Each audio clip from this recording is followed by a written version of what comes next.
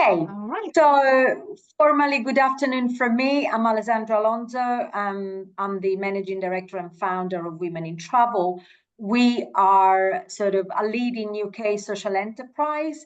We foster inclusion in industry, and we work and engage with industry to ensure that the value of inclusion, diversity, and understanding is understood and appreciated. We train, we run programs such as allyship, of which some of you here today are part. We run a flagship event called the International Women in Travel and Tourism Forum, of which we've run 5 editions in London, and now for the first time we are going to Dubai to do the first IWTTF Gulf in November, and hopefully there'll be more. Yeah, there'll be more in future. And we are delighted to welcome all of you and to welcome Hafsa, who is also a former mentee and definitely part of our community. And thank you, Hafsa, for doing this. I'm the first one to say that I know nothing about halal travel, so I'm very curious and very interested, and look forward to hearing what you have to say. So without further ado, over to you. Thank you. Thank you so much, Alessandra. And thanks everyone for joining us during your lunchtime. My name is Hafsa Gaher. I'm the founder and director of Halal Travel Network. And towards this presentation, we will talk more about what the network does. And I just want to talk to you about what Muslim-friendly travel, or also known as halal tourism, is today, and as a role of women in halal tourism. Okay. So the next one. So this is going to be our program today. I would like to know to define what halal tourism is, the essential elements of this segment, the role of women in halal tourism, challenges and misconceptions, opportunities for growth. Should anyone on here want to learn or get involved, or if you already work in halal tourism and you want to upscale your organization, we're here for you. And the last bit we'll do Q&A, but as I said, I would love to have a chat in the middle so we can have a natural stop, especially on this one, because I would love to know if anyone here has worked or has any understanding of halal tourism. Just unmute yourself. Let's have a chat. Let's test your microphone if it's working. Anyone? I mean, I know I work with halal tourism, but not in general. Don't know that. Hello, Sarah. Hi. Yes, please tell us about yourself. Sarah's got a fantastic project, one of the most exciting products happening right now. But please go ahead. Yeah, thank you, Hafsa. Very last minute, so thank you for inviting me. Actually, here. So yeah, my name is Sarah. I'm in London. I work with a cruise company called Albatros Expedition. Not sure if you heard of it. It's Danish, and I joined them in December, and it was me and another expedition leader who is from Malaysia, who's Muslim as well, that came up with the idea, why don't we do and organize the world first halal cruise to Antarctica. So we were very surprised that the company said yes, because it's not a Muslim company. It's a Danish company, a Scandinavian company. They were totally for it. If you now put it in Google, you'll have us on all travel newspapers and news blogs, which is quite nice. That means all halal, all food will be halal. There'll be a Muslim crew on board. There'll be ladies only hours for a gym, sauna, and jacuzzi. It's open for Muslims and non-Muslims. However, obviously there's no alcohol, and going all the way to Antarctica, a lot of people normally like to drink a lot of alcohol because the Drake Passage and the waves are very high. So I know it's probably not going to be a lot of non-Muslims, but we already have 10 non-Muslims from the UK who actually like the ladies' hour, jacuzzi and gym and sauna that has a beautiful panorama view where you can see the icebergs and the penguins and the whales. So yeah, that's my bit in working with the Halal Tourism really. We had a stand at the ATM. We had a stand at the ITB. We will be at the WTM, but we won't be having a stand. And I will be having a small stand now in 2 weeks or next week at the GPU as well. Thank So yeah. you. Thank you, Sarah. Thank you Thank so you, much. Hafsa. Anyone else? What about these terms here? So there's halal tourism, there's Muslim friendly travel, there's likes of Shataf, Ramadan, Islamic travel. So on our website at the Halal Travel Network, we have a list of terminologies. Should you wish to get into the market, it's there for you free of charge, or I can email it to you. But I would like just to say what halal tourism is. It's a segment of tourism that is there to cater for Muslim travelers. This is a beautiful, beautiful world. We want to travel and experience and see it all, meet everyone, but without compromising who we are, faith, our lifestyle, if you've got a family. So by learning about halal tourism, you cater for such group of 2 billion people at the moment. So very, very lucrative market. Okay, back to the presentation before I break this. All right, so yeah, I have mentioned the stats of 2 billion people. The value of halal tourism is predicted to be 300 billion USD, and each year is predicted to annual growth of 6%. So this age, it's quite important because it helps us how to market and who are we marketing to. 70% of the 2 billion people in the world are 40 years and under, and 60% are 30 years and under.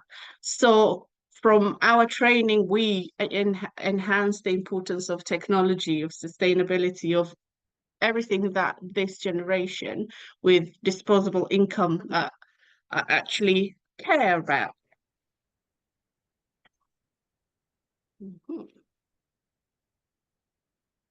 Okay, so on our content of things, we've learned about the essentials element of halal tourism, and everywhere we go, the first thing, not the only thing, but it's quite important, the first thing I look at is the provision of things. So the likes of food, halal meat, no alcohol, not only where you're serving food, but when someone books, make sure you check their room if alcohol is removed from their minibar, or is your hotel in a very like party scene. So we check all that before you get your halal certification or before you say you're Muslim friendly. And another thing is substitution in a meal, especially places that cook with wine or some other substances that are not halal friendly. But the main thing that we talk about when we train, either it's a destination, travel agent, hotel, you name it, anyone in our industry, is communication. Talk to your clients, talk to your supplier, and just be transparent of where you are.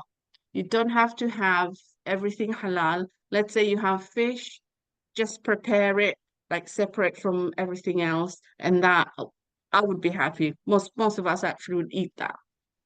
Okay.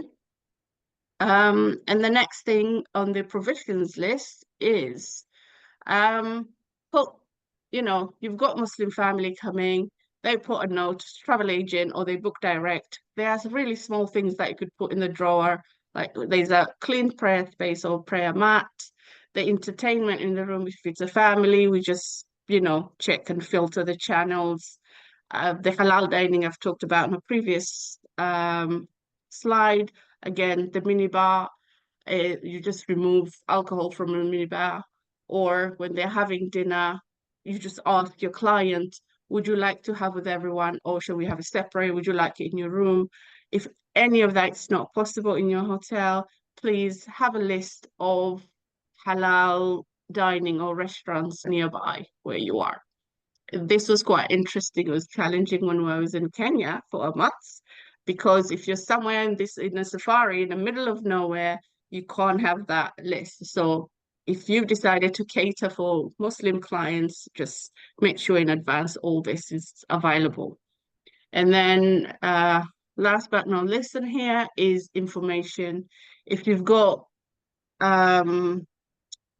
printed information of where prayer times, local, if it's mosque or Muslim community, it is just that extra thing that you've considered and thought about your clients.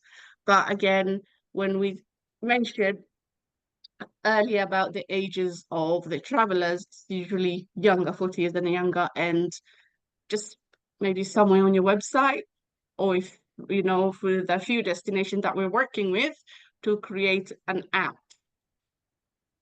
Okay. Any question, by the way, please interrupt me. There's no many of us. I'd be happy to chat to anyone.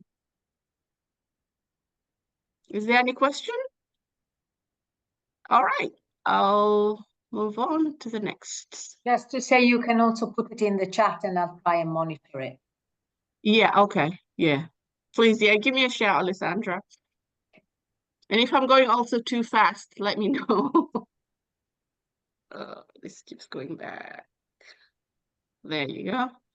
So, because of the theme of what we are talking about today, when you're hosting a family or women, so Sarah talked about her fantastic expedition cruise and talked about women-only spas and areas promoting modest wear, because some places do not really allow that, or you don't see that marketed marketed at all.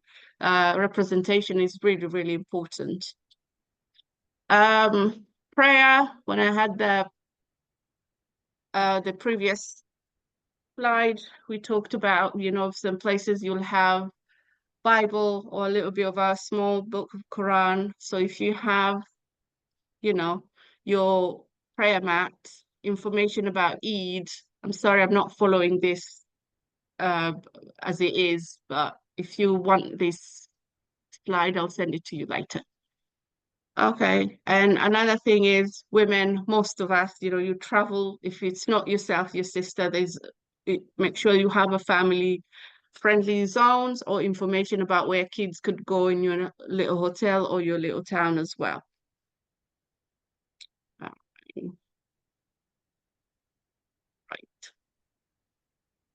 This is very important when it comes to halal tourism. Okay. We have always been taught about the community engagement, sustainability, the sunnah of it all. And that would be in the definitions that I'll send you later. So it is in our core training. Sorry, I'll just stop this. And about engaging with your local communities. So you visit mosque, meet the local events, and if you go, you're traveling, there are a lot of destinations that now are offering volunteering, mentoring, celebrating your community differences. I usually go deeper in when it's destinations that have this sustainability lessons. Is not quite a lot, but this one, with all the sustainability classes and companies here in Europe, I don't really have to go into details. But the last bit that I talk about, which is interfaith dialogue about culture, tourism is one of the happiest jobs that there is. And if we try just to understand each other, celebrate each other's culture and understand each other, I think the world would be a much, much better place. Okay, this is very exciting. So when I was in Sorry, Hafsa. Can I ask a question on the previous slide? Of course, yes. Just it occurred to me, some of the things that you said, do these apply to excursions? So are you saying that a lot of the sort of Muslim or halal travelers, when they go into destination, like, for example, to do volunteering, or they like to do visits to local mosque, or, I mean, or is it more for, so is it outbound, inbound, or both? that you are referring to here? Mostly inbound, because most of us are business. So if this is incorporated in your product, it's Okay. what the younger traveler, most Muslim, are looking for right now. You Okay. see So some coming to the places UK. there. Sorry? Coming to the UK. Coming to the UK or outside, Okay. really. This is like a worldwide efforts that can be made because there are Muslims everywhere. Yeah, sure. Yeah. Absolutely. I was thinking about the cruise, obviously, and how that would apply or to a cruise element and so on. So I was just Yeah, trying probably to. that might be a tough one. Probably when you stop somewhere, maybe on the way, because especially not at some expedition, if a cruise like you, they usually stops in destinations, don't they? Yeah. Okay, thank you. Yeah. Okay. Where was I?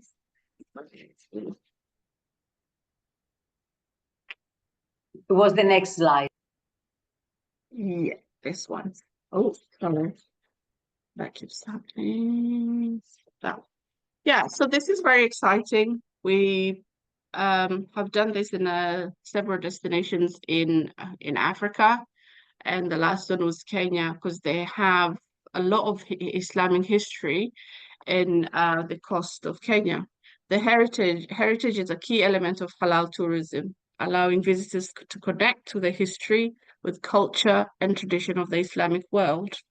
So putting this together for travelers to come and market it the right way is going to be very, very crucial and quite exciting for your business. And it becomes an essential part of understanding a region past and its important role in the history of Islam. So these 5 itineraries we've just sent out earlier this year, and actually we've had really good feedback. We've had a lot of bookings from most of them from America and Middle East. So hopefully they'll start picking up in Europe as well. And this is an example, a case study that we've done in Kenya. Okay, again, previously I mentioned about sustainability and like halalness of it all, and Sunnah and what Islam teaches us. Be kind to the environment, water conservation. There's actually a term for it, food wastage. It's called israf in Arabic. So it's always been there. You know, it's trending at the moment. Some people doing it right, some people, there's a lot of greenwashing, but it's always been incorporated in our faith and who we are. So again, if you're building your sustainability tourism business, you have halal tourism segment that you can open to already. All right. This is quite relevant for us today, and hence, you know, having a chat with Alessandra about the role of women in halal tourism. I'm just going to pause here before we carry on. If anyone has anything to talk to me about, or if you've got any question, please let me know. Yes, sorry, Hafsa. There was a slide a couple back that said something about kids' clubs with transparency, and I just wanted to understand what was meant by that. Let's go up. Oh God. 1 second, Al.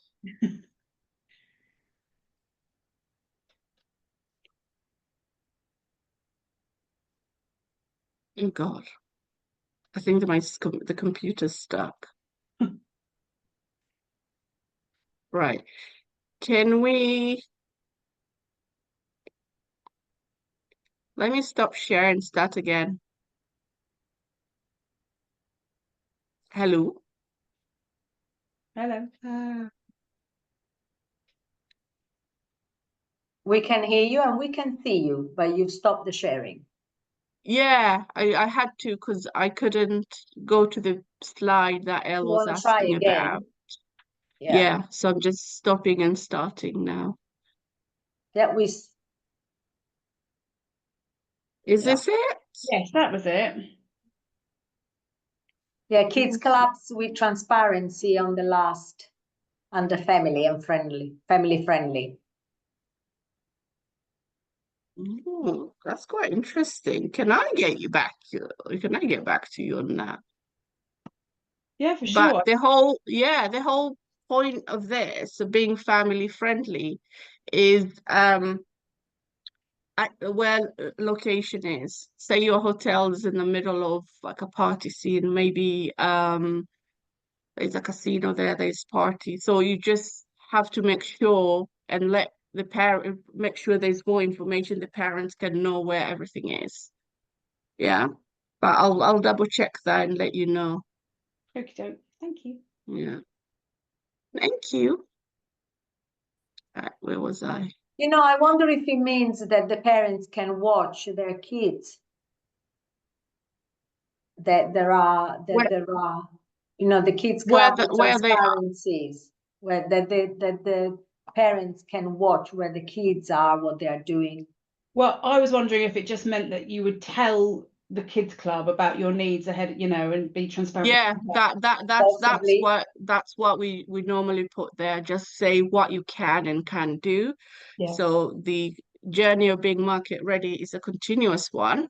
So are you halal, like Muslim friendly ready? So you just are transparent about where you are in terms of your business. Perfect. Thank you. Okay. Any more question?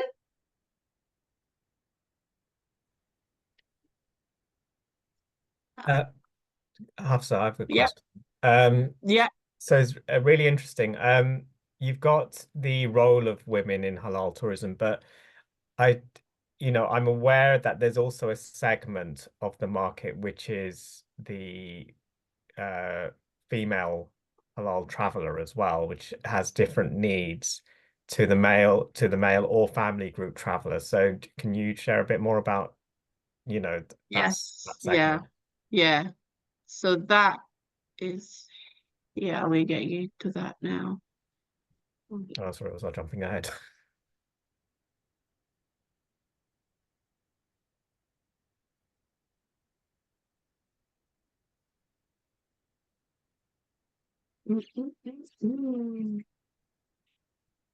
So have you worked with halal tourism before? Or?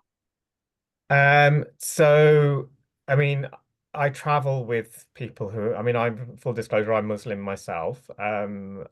I'm not as strict as many, but when I do Yeah. travel in groups with those who are, Mm-hmm.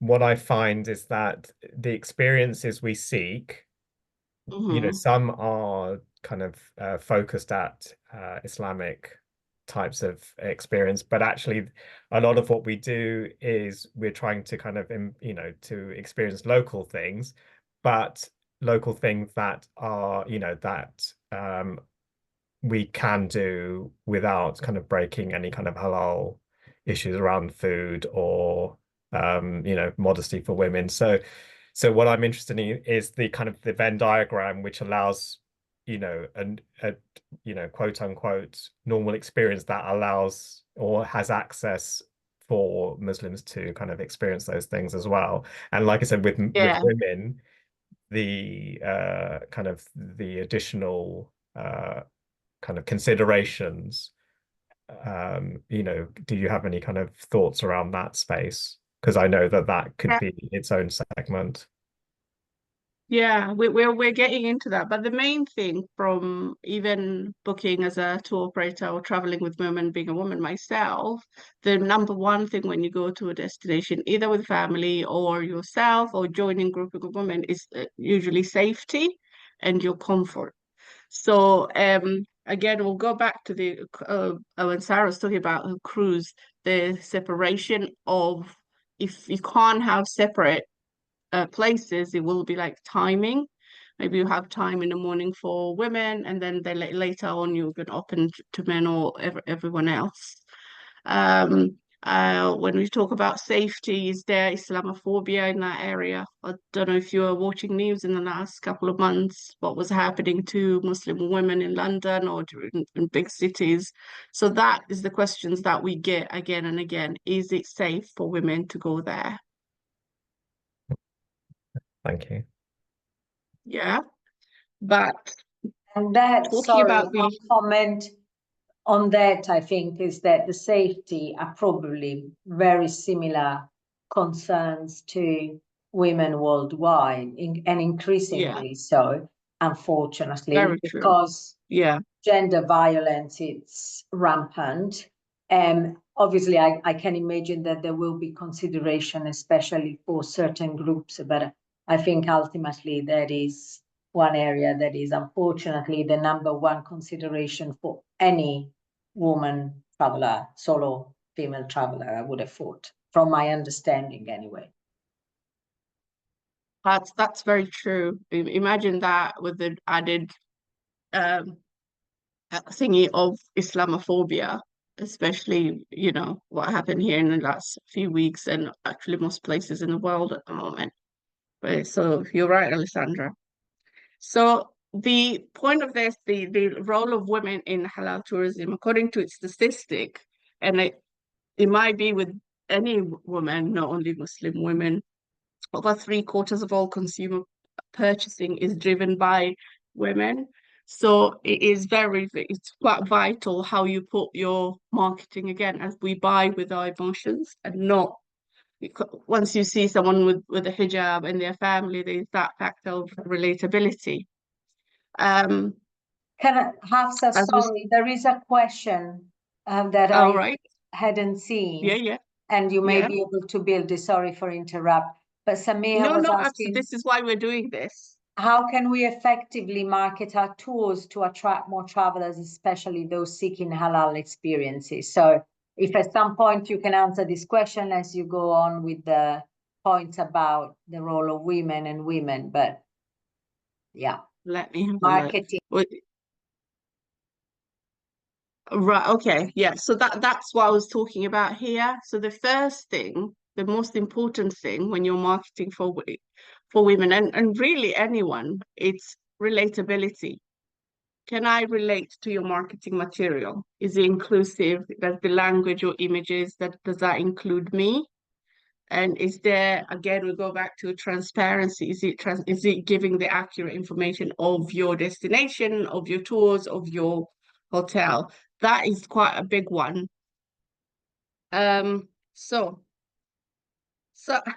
again, as we talk about marketing in a few minutes, take a moment to consider which of these trends are you working on here on the screen. Do you have wellness? Is there female solo or group traveler? Because I think earlier there was a sister, Sadia, joined us. She's got a fantastic company of women, Muslim women group travel, and we have worked together. We've done recent trip to Kenya. So which one of these do you think you can get into or your company is currently working with?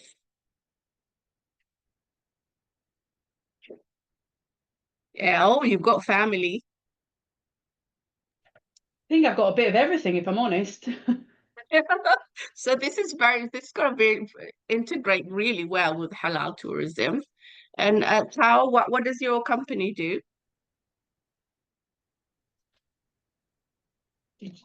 Was that to me or somebody else? Sorry. Oh, was it Tao? I'm sorry if I'm pronouncing your name wrong. Let's see. Are you talking about Tori Lemongrass, Victoria? No, it's Shaun, sorry. Oh, Oh, me. Hi.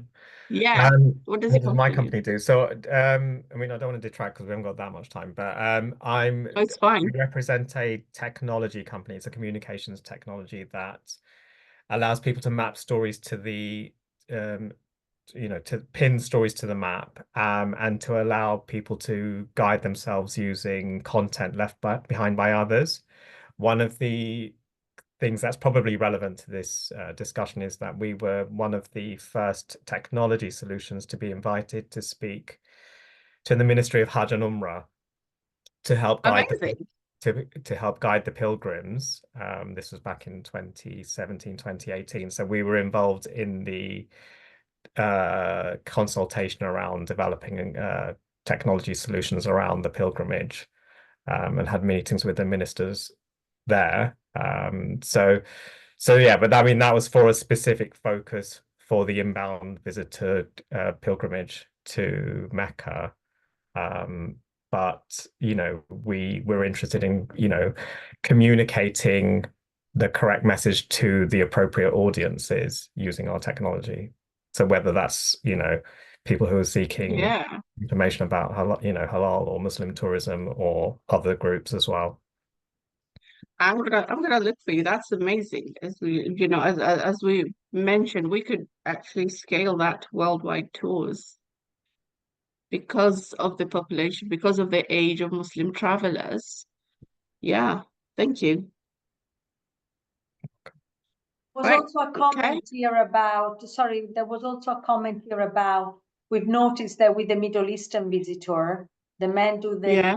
liaising and don't usually allow women to interact with the opposite gender. Okay, so that is not allowed. It's what religion teaches us. So it's a woman's choice. So there's a course about your training your staff on cultural sensitivity and how to interact with the opposite gender. So usually you just the first thing that we say when it's like training one-on-one is just see how comfortable is the other person. Are they okay to give you their hand? Are they happy to share that? If it's a client, obviously they're right, and you have to give them some space. Or if they prefer the same gender, then we'll have to, accommodate that. But yeah, I don't really know how to phrase that question of being allowed. I'm sure they chose that.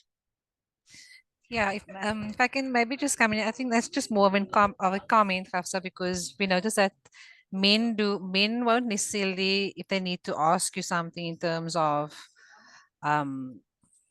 looking for an attraction or anything for that matter, or a store Mhm. within the vicinity, they won't allow the female to do the talking. It's more the sort of like the head of the house, being the male, Mhm. who would do the conversations, etc.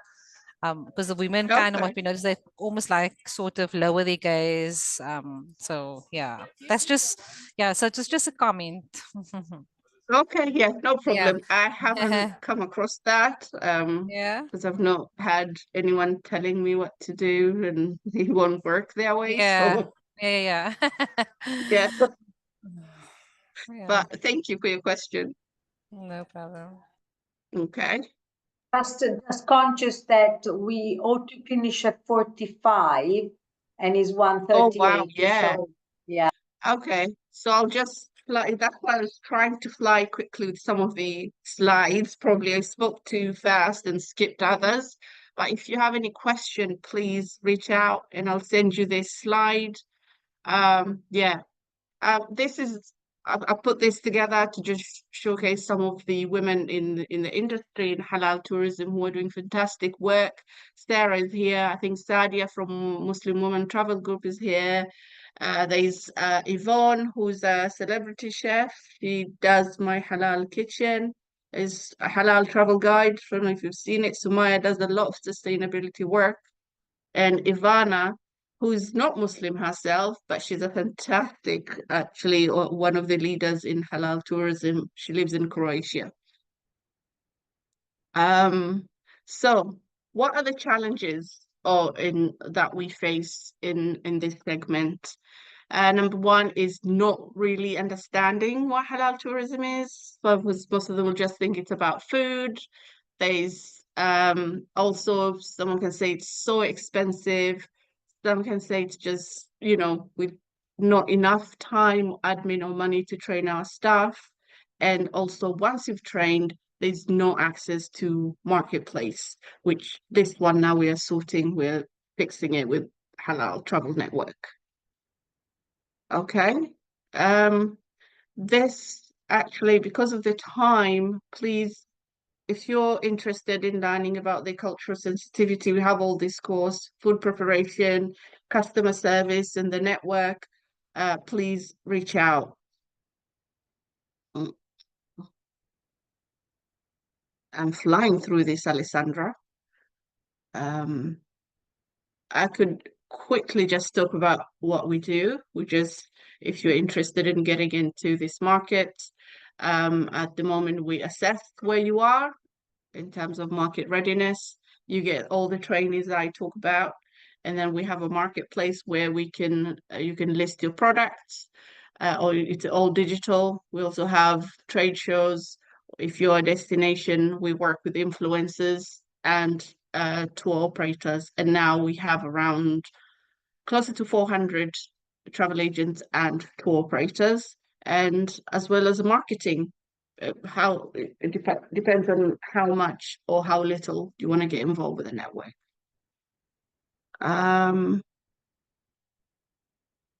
These are some of our partners here that we've been associated or worked with before.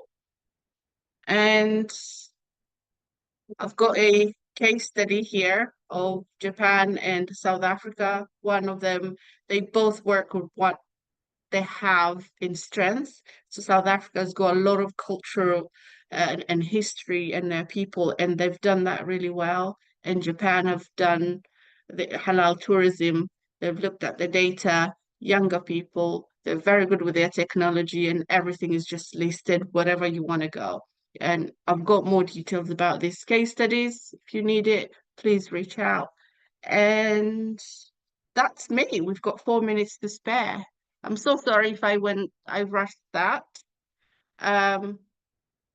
Probably should have made it shorter, but here we go.